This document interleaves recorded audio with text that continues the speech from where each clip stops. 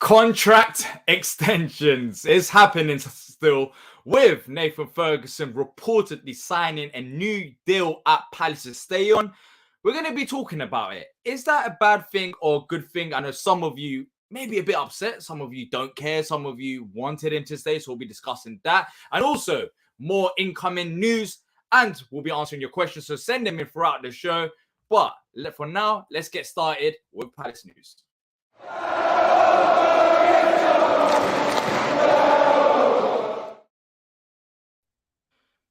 What's going on, people? Welcome to Live Palace News. We are a bit early today. Well, not a bit, very early compared to normal times anyways, because I got things to do and there isn't much going on today. In all honesty, I don't think there'll be anything going on.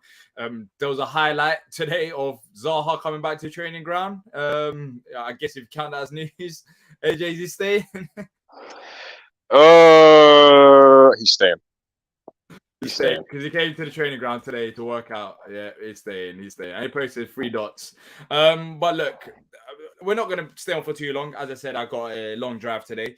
And so we thought we might jump on a bit earlier. It suits some of you better, suits others less likely. But anyways, it gives it more time to watch on replay before the next Palace update. But before we do start, AJ, how do you feel? 2 days until the Zaha saga, or the Zaha is officially not Crystal Palace player. How are you taking it in? I drove past the mural today. It looked nice. And you know what I was thinking about the mural? I was thinking about what happens when we face Brighton or one of those teams. What are they going to do to that mural? Is there like protection plans in place? Because that's my biggest fear right now. I know Zaha leaving. What's going to happen to that mural? It's funny you say that, actually, because the mural, the Brighton fans wouldn't get that far anyway on a game at Selhurst unless they planned it like a good day or two in advance, because anybody that goes to Selhurst Park on a day when we're playing somebody with that kind of history, the police are out in full force on the horses, and you got the riot vans all sitting there. Nothing really kicks off like that. Well, at least that close to the stadium, but they wouldn't even get near it. Fans and police-wise presence are alike. Like, they're not getting that close to it, to be honest. So that's there. I mean, boy, I hope Wilfs is getting all the fitness he can, because he won't be able to use the facilities come Saturday morning. But I was thinking about that. Do you reckon he still starts pre-season with Palace? It's interesting. I don't see why they wouldn't let him, because obviously he still has that connection to the club, whatever you feel or whatever you think. Plus, he could probably just text Steve Parish, man, and just get in the building real quick. It wouldn't be that much of an issue. I don't know. Yeah, probably. It's probably got like some gold VIP card or something. But I don't know, man. I'm still not sold that he's going. I don't know. Man. Look, obviously, the only person that's going to know that is him and his agent, isn't it? But I don't think he's going. We'll see. Yeah, I could be wrong. There's 2 days left anyways. But in terms of the incoming today, as I mentioned at the start of the show, that we're going to be talking about Nathan Ferguson getting a new deal, and Maitland-Niles also on the radar, as you guys can see from the title. It's been a pretty quiet day, AJ. It has. And I wonder when it'll start picking up, because as I said, Monday is the official start date for pre-season for Palace, according to reports. So Monday the players should be coming in, and Lerma will be one of them, but of course we need a bit more incomings. But before we talk about Lerma and anything else, if you're just joining us live now, make sure to hit the like button and subscribe if you're new to the channel to not miss out on future Palace content. And let's get started with Nathan Ferguson. So the reports today, I think the Standard released the article first, and then afterwards the Athletic from Matt Woosnam also followed it up, saying that Crystal Palace extend Nathan Ferguson's contract despite a miserable injury record. He will now stay at the club for another season. AJ, where do you stand with this? Do you care? Are you upset? Is it a bad move, good move? What's your thoughts about this? Because it seems like people have different kind of feelings towards it. Me personally, with all due respect, I couldn't give any less of a toss about it in terms of like, it's not going to change our season. Do you get it? I thought he was staying anyways. But now that it's getting announced and he'll be staying, it doesn't impact our season. For you, do you care? I want it to work out for Nathan Ferguson, and I'm not that surprised that he is staying, in all honesty, because I did think that the club, based on how we treated Connor Wickham, I did feel like the club will offer him a new deal because he's not already on higher wages. So it fits everyone. Well, what do you think about this Nathan Ferguson getting a new deal? I'm not mad at it. I'm not particularly delighted. Yeah, I'm kind of in the middle, to be fair. I just don't. It's not really made any difference on my life, like whatsoever. And I don't sit there and think, oh, it's gonna take money from the transfer kitty or the wage budget. He's probably not earning copious amounts of money as he might have been doing on the contract he had previously.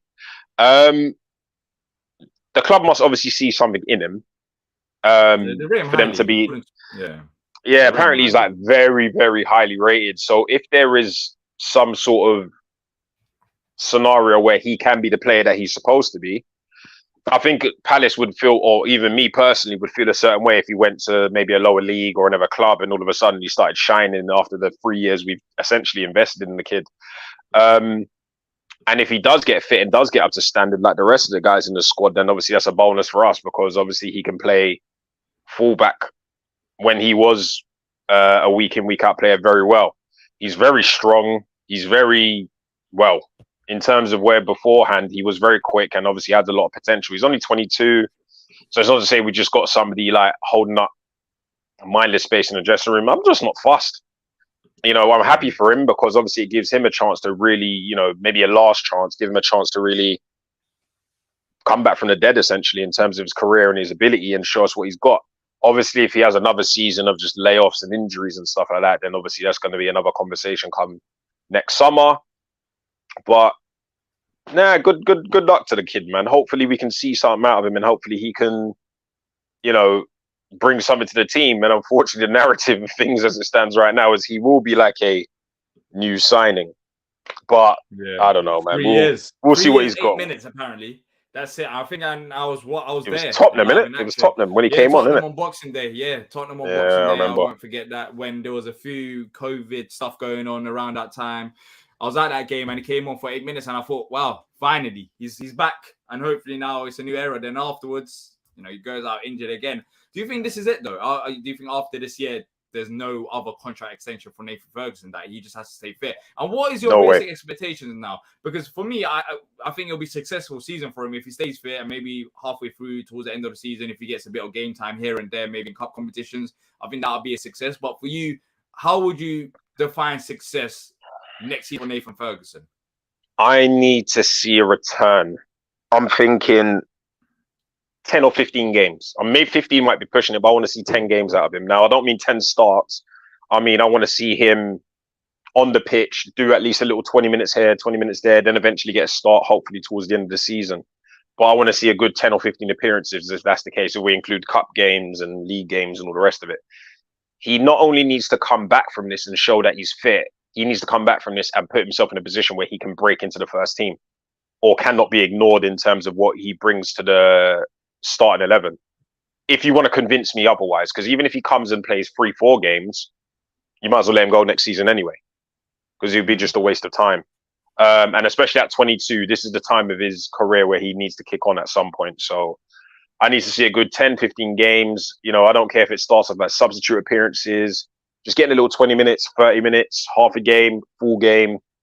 And let's see what you got. I don't want him to do anything spectacular. I don't expect him to be the second coming of Aaron Wan-Bissaka, but I want to see, him playing, him looking pretty comfortable, no niggling injuries. Let's just get rid of it now and just put it to bed. Show us your investment. Show us why show us why you deserve to be here like all the rest of the squad. You mentioned Aaron Wan-Bissaka, but I'll be honest, whenever Nathan Ferguson's played, he hasn't really played right back. He's played centre back. So I don't know what the club are thinking, but his position has been centre back. So I don't know where he would fit in. Allegedly he can also play left back as well. Allegedly, yeah, he can. So you never know. Imagine if he becomes the understudy to Mitchell out of nowhere. I know obviously a lot of people rely on Teo and stuff like that, but would I sacrifice a season of Teo, maybe getting limited appearances in comparison to Fergie getting a few and he's competent? Fergie needs to stay hard fit. To say. That's not even. That's what I need. That's what I need. I just need him to be fit. Yeah. I don't need to be reading no athletic article and he man's out for another 6 months. It's long. Because even if that happens, we need to release him there and then. Nah, man, that's deep. I don't think that's gonna happen. But he's here for a year. if he stays fit, it might be a centre back option, right back option, but it is what it is. I really hope it works out for him. I really do, because I'll be honest, it's injuries. Like, you don't want a player to go out like that. But it is what it is. I think this year, if he doesn't stay fit, then not Palace, but his overall career, there's going to be like question marks, because what other team would want to take that on if you're at a club for 4 years and all the 4 years you've been out injured, basically. So for him, the most important thing is staying fit. And maybe we do have plans. Maybe this contract was in talks with, the medical department and how it's been progressing and some of his injuries. Maybe there is a plan ahead for him in a new season where he can get over these injuries. Maybe it's like a continuing recovery thing over a long period of time. I don't know. I'm trying to look at the positives. Not that there is any major negatives, because he won't be on a high wage anyways. But yeah, the most important thing is for him to stay fit. I'm going to quickly bring up this comment from Kendi, who says they said the new stand will start from next year, May 2024. That there was this article that came out the other day, and I didn't mention it on Live Palace News, and no one mentioned it up until today.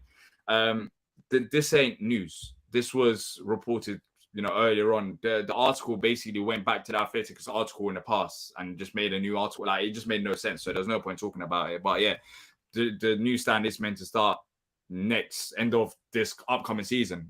That's been the case for quite a while. So yeah, that's why we didn't mention it. Maybe Ferguson is the answer to the right back debate. For Ferguson to be the answer to the right back debate, Palace needs to play him at right back, which they don't do. So yeah, I mean that doesn't really happen, but potentially it might be. Luke says, I don't like injury prone players, man. Yeah, but it's not like we have a player like on 50 to 60k a week and we're signing him on a new deal. It's relatively low wages. He's still fairly young. If he stays fit and then maybe sign him on to another deal, even in the future, if we somehow get profit, even like £5 million if we sell him on and he plays a few games, I think even that would be positive. Like, we need to try to get a return on investment. He's still another young player. We just need to make sure he's fit enough. And if we get any type of profit for him in the future, I think that'd be positive. Bio says some interesting plays at Academy under 18 plays left wing, right wing, can play centre forward. Some Goldman for Palace, who's called Lalu.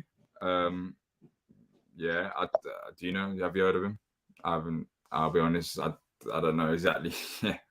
Talking about first team, but hopefully, he continues. Kareem says, is Gyro staying? I assume so. AJ, what do you think? I think Gyro. I think so. Roy likes him. I don't think there's much interest elsewhere. Like well. Yeah. He seems to be really good around the kids as well. The young players seem to really. Apparently, he's very good at integrating young players into the team. So I don't see why not. Yeah, let's move on to the next bit of news today, and that is on Ainsley Maitland-Niles, who's currently out of contract and is wanted by 4 Premier League clubs, including the likes of Everton, West Ham, Palace, and also Sheffield United have been in talks with the player. Maitland-Niles, look, him being out of contract, I think is a massive positive. Unfortunately unfortunately, Lerma, we got him on a free, but I think it's a quality signing. This one, if we do get him on a free, which the article doesn't suggest that, we're just in talks, I think it's more, I'm leaning more toward the place of this player is versatile, but he's not going to elevate us to the next level. I think Lerma could potentially do that because it's quality and it's free. Maitland-Niles, right back, right mid, technically, centre mid, AJ, versatile player. What do you make of it? Yeah, I think we can utilize him in various different positions on the pitch.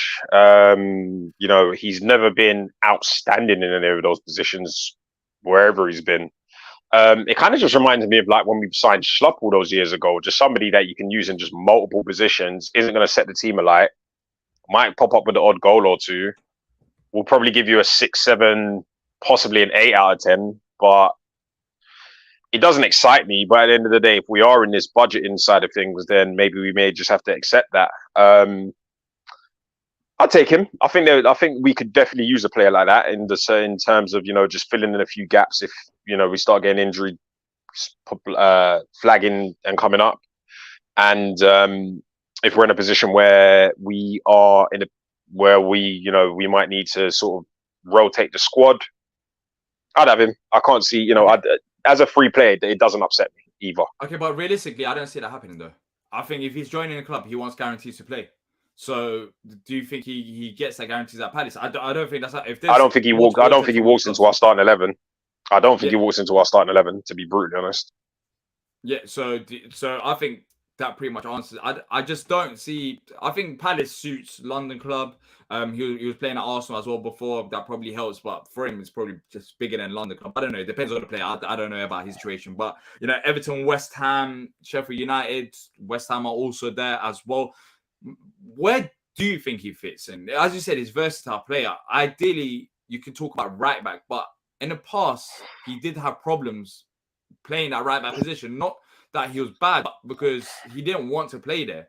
So realistically, where does he, where would he fit in at Palace? I don't see him centre mid. Maybe centre mid option. Maybe he can be that box to box. But if he doesn't play right back, then is there a place for him at Palace? Nah. And that's why I'm kind of like a bit on the fence about it, because I don't particularly think he would be outstanding at right back. I think he's been exposed a lot in clubs that he's played for previously. He's not going to sit in at left back. He's not a centre back. Centre midfield wise, I feel like the options we got is more than enough, and I don't think he elevates those choices. Not really. If I'm being brutally honest, the only place I'd see for him right now is the bench for now, unless he plays himself into form or obviously relies on capitalizing on his opportunities. But at the same time, he doesn't look like a player that would do that anyway. So, he everywhere he's gone, he does look like he's got a bit of a liability and a bit of a mistake in him. And at the end of the day, if he was that great, Arsenal wouldn't have let him go for nothing. So, or peanuts, should we say? So, I mean, if we were in a financial position where we could build a larger squad, I would have said yes, just for the fact that we could have him around. But in terms of if we need to be crucial and smart and box clever with our signings this summer, then that's not the one I'm going for. Exactly. Like I've been screaming about a new right back, but in all honesty, it's like signing. I don't know. He doesn't want to, but he hasn't wanted to play. He's played right back for Southampton and left back in the past earlier on in the season, before he left on the free. He's played centre mid as well for them, so he's played in multiple positions. But in the past, I remember he didn't like that fullback position, and it was a big problem. So if that's the case, then I really don't know where he fits in. And also, I'll be honest, I just don't want to sign players for the sake of signing players. Lerma was a good free transfer, but for this one, it would feel like we're signing him to add some depth options. But in terms of quality, I don't know how much he'll bring. I don't know if he really fits into Palace, because as we're talking here, we don't know. If he ain't right back, maybe he agrees to it. But if he ain't right back, then where would he guarantee to start? I don't really see any other position. And then is that a problem for Maitland-Niles? Probably, because I expect him to play wherever he's going, and there's 4 other clubs interested. Probably Sheffield United could offer a bit more in terms of guarantees to start than Palace. So yeah, this seems like a massive red flag to me. The thing is, what we don't want to do, and this is something I've potentially been guilty of in the past as well, is we don't want to fall into the position of just signing a player for the sake of signing a player. Or, even from a fan base saying, oh, well, he can play right back. Oh, he can be our number one right back. If we're being brutally honest here, based on form and what you've seen, I'd actually debate that Joe Ward would be a better option playing at right back than Ainsley Maitland-Niles. And I can't believe I'm saying it, but you have to be a little bit logical. The only benefit that Ainsley Maitland-Niles has is he's a bit younger. And I might be able to slot him in midfield. I might be able to slot him in midfield on occasion. But there's nothing Ainsley Maitland-Niles has ever done that makes me sit there and think, yeah, like, he's going to elevate us. He won't. Yeah, exactly. And if that's the case, forget about it. I'm done with that era. Just don't sign players. Because honestly, when it comes to my rating, if we was to sign, well, it's still very early in the window, and we'll see what happens come towards the end of the window. But if we was to sign Maitland-Niles and talk about, signs, we signed Lerma, Maitland-Niles, this Maitland-Niles, and back in my mind, that feels like a free transfer, and there's a reason why it's a free transfer, because he's versatile, but he hasn't really settled in where he's gone. And there's a reason for that. So I don't think he adds much to this Palace side. Crane says he'll be an off-the-bench utility player. I would have thought handy to have, I reckon. But that's if he wants to be an off-the-bench, because that's he's not going to want that. Theories. Exactly. We like to have these theories about, he come sit on our bench, but does Maitland-Niles want to sit on Palace's bench when there's Everton, West Ham, Sheffield United? Probably one of them will give him better guarantees. I don't think he would want to come to Palace to sit off the bench. Would rather have Ndidi from Leicester than Niles. 2 different players. One's a CDM. Yeah, plus Ndidi so was a myth. Has been a myth. He's disappeared off the face of the earth. Exactly. Luke says we're talking about dead topics, man. Wish there was something big news. Ainsley Maitland-Niles and Frida, Colin. Yeah, I think, look, if you have any questions, send them through to wrap it up a bit. I think this is where we're at right now, and I'm not saying we're gonna have an awful window. I know some people are saying that it's going to be awful. We're not going to sign anyone. I'll be very surprised if we don't sign anyone else from here onwards. I think we will do. But the feeling that I'm getting, AJ, I don't know about you, but the feeling I'm getting so far about how things have panned out since the end of the season until now, even with Roy coming back and some of the names that's been mentioned, is that we're setting up for another mediocre season. We're definitely dragging our feet. Too negative? Nah, we are dragging our feet. We are dragging our feet. Like we just don't look like we're doing anything. The window hasn't, it's not like a window's shutting next week. So there's still a good amount of time to bring in players. But I'm just like Guy Caress, he's going apparently to Portugal. So that seemed like Sporting, isn't it? Yeah, he's going to Sporting. I mean, if you ain't Guy Caress, maybe if you go all out big for Balogun, but that's what I would like. But then again, I don't realistically see that happening. It just 35 million, boy. Yeah, it feels rather mediocre. I mean, I don't know. Maybe I'm willing to listen. I'm willing to give them the time to see if they can get it right, because Doogie does once in a while whip out these little miracles out of nowhere, and that's the man's job. I'm going to be honest. I feel like we're missing a little bit of that Vieira pool. Controversial opinion, but I feel like we're missing a bit of that Vieira pool. I think we are. Have that Vieira pool, you have to scout the play. I don't think Vieira scouted the players. So Vieira. No. But at the end of the day, it's well documented with the likes of the the Elises and stuff like that. It was well documented that he just had to kind of hit them up and just be like, "Yo, listen, this is my project. I want you part of it." Once the player had been identified. Yeah, identified. That's the thing. The players that we're identifying right now doesn't seem that great in the first place. Do you get it? That's what. But then I do wonder: are the club waiting on Wilf's decision on a free transfer? Like, I'm not saying this is going to 100% happen, but these are the players that we're talking about. Maitland-Niles on a free transfer. I mean, who do we have? We had Schurz. He was also an option. But do you get so far? Hasn't been Guy Caress was one, but Guy Caress he's going. Like, there hasn't been any names out there that is pulling. I feel like it's going to be. I feel like it's going to be. That we're working on. So true. I feel like the club's probably working off a chain reaction of what Wilfried Zaha's decision is going to be. Yeah, I reckon. Yeah, because if he turns around and says, "I'm out, I'm gone," all right, bang, we need a right midfielder. All right, bang, we need the right. I think that's going to trigger it. And maybe even on the same scale, all right, Wolf staying. All right, now we can concentrate on a right back. Oh, we can concentrate on a striker. I feel like that's playing a part somewhere. Because remember, that is 200 grand. Well, an additional 100K that you then got budget around and start moving the pieces. Whereas if you don't have Wilf in the team, then you've maybe got a lot more money to sort of operate around what you're going to do budget-wise and sort of getting the intricate parts all together. I feel like that's going to that's going to just trigger everything that's going to happen. Yeah, maybe that's why. I think manager, which it shouldn't really, but I think managers played a part. As we saw, Roy, he hasn't been announced officially, but Roy's going to become the next manager. That's pretty certain now. And then I think Wilf is also another massive part. That's why I just want this Wilf thing to happen sooner rather than later. Hopefully it doesn't drag out too long. I doubt it will, because he's had a long time to discuss. On that, right? Know his offers. So hopefully next week we start getting, back to proper business rather than Wilf this, Wilf that. And I agree with you. I think Wilf definitely plays a part to our transfer signings. Don't you think it's a bit strange that the club hasn't announced pretty much anything? I think it's been well documented that Roy's coming back and Roy's, pretty much good to go. We know that Ferguson's re-signed. But when you go on the Palace app, the Palace social media, the Palace website, there's nothing there. Nobody's talking. Nobody's saying nothing. Yeah, because Roy's on holiday. So that's one thing. I don't know if they want to do announcement video or whatever. So he's on holiday, so I don't think they've announced him yet. And then it's kept secret. What is the point?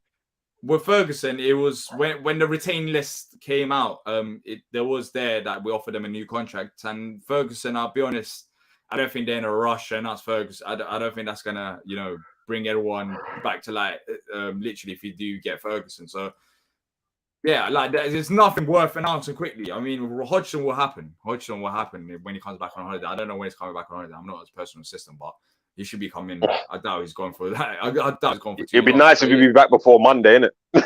It'd be nice. Well, I'd rather take the weekend off than talk about. Well, Hodgson. if preseason don't starts on Monday, it'd be nice if the manager was there to welcome the players. That's actually a decent shout. As I said, preseason starts on Monday, so probably you would expect it to get announced or sealed by Sunday at least. Even though the first few days of preseason will be like fitness tests, so it won't be like proper preseason work. Do you get Yeah, it? but you know how Early social next media week. works. They'll be dropping photos and videos, and oh yeah, the players are back, and then they start shaking each other's hands and pretending they're best mates and all that. Like we know the propaganda and how that works. So Yeah. hopefully over the weekend, some things will start getting confirmed and sorted. We shall see. Yeah. And yeah, I think next week. So what's the date? So next week we got the 29th. Today's the 29th. So next week we end the week on the 11th of. Yeah, no. It'll be the 9th of July. No. So by the 9th of July, I would expect Zaha that saga to be over by the end of next week. I expect Roy Hodgson to be announced by then as well. I think all that will happen. I think next week might be a pretty busy week here. I think this week we've talked about verbal agreements with Roy, but apart from that, there hasn't been anything major concrete I've been talking about yesterday. Elise's one is massive. Another update on that, Matt Wisdom said that he could be out for potentially 3 months. So we don't know exactly how long he'll be. I think he has to have scans, and it depends on if he needs like surgery or not. So yeah, as we mentioned yesterday, he could be out for a while. So next week should pretty much clarify a lot of things with Elise, with Zaha, with Hodgson. We're kind of more in a relaxed mood right now, but we can't be too relaxed for too long because, you know, with preseason starting, yes, ideally the season doesn't start till August, but you want these players in nice and early to get that preseason work going. You don't want to sign them a week before the season starts. That's another thing. You want them to be settled. You want them to know the teammates. So I don't want us to delay things. And we've known what we needed for ages now. There is no excuses out there. But I was thinking about this, AJ, and we're going to end it on this. Very early, you might say a bit premature, but if you had to give a rating so far, like in terms of transfer market, what would you give based on just Lerma? I'll probably give a 5 so far. Like we're on a 5 right now. But that'll easily go down. 4.5? Lerma, yeah. 4.5? Yeah, that could easily go down, go up. But 4.55. So it's been average so far. That's interesting because we're here talking about more signings. That's what we need. But I think we both can agree that it's been average so far in terms of transfer. Some people are saying 3. Luke saying tomorrow announcements will happen potentially, hopefully. Zaha loves Palace too much to make a last minute decision. Is definitely staying.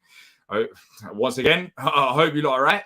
POC saying Maitland-Niles is a waste of signing, rather a kid get his potential spot. Once again, people are spitting. Let's see if it continues.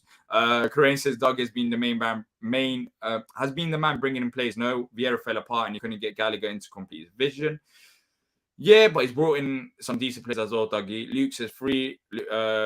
Another, I think it's Luke. Luke says respectable 4. So yeah, I think next week we'll be on here, or maybe this weekend we'll be on here talking about things that are going to impact our season massively. So far, just been Lerma and verbal agreements and some, murmurs here and there. But look, that's it from me and AJ. I don't know how we managed to talk about half an hour about Nathan Ferguson and Maitland-Niles, but it's happened. We always find a way, people. We always find a way. So just for that, give us a like. Yeah, give us a like, subscribe, and let us know your thoughts in the comment section down below. If you're just joining us right now, as we end it, make sure to go to the start of the video where we talk about all the latest that's happening with Palace. Funny enough, we started off with Wilf, even though he wasn't on the agenda today, because I feel like that's the most normal thing nowadays. But look, that's it from me and AJ, and until next time, up the Palace.